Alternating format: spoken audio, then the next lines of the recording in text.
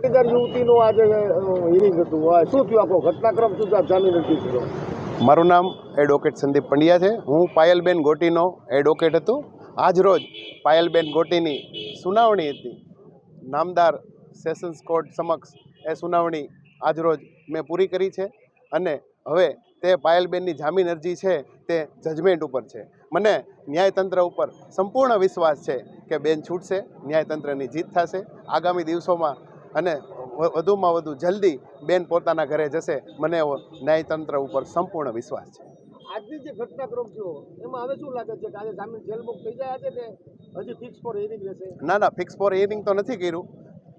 કામ છે એ જજમેન્ટ ઉપર, ઓર્ડર ઉપર ગયું છે. અત્યારે એવું કોર્ટમાંથી કીધું છે કે આ કામ હવે ઓર્ડર ઉપર. મને ન્યાયતંત્ર ઉપર સંપૂર્ણ વિશ્વાસ છે કે બેનને હા સામે દલીલો કરી હતી. મેં એવું પણ કીધું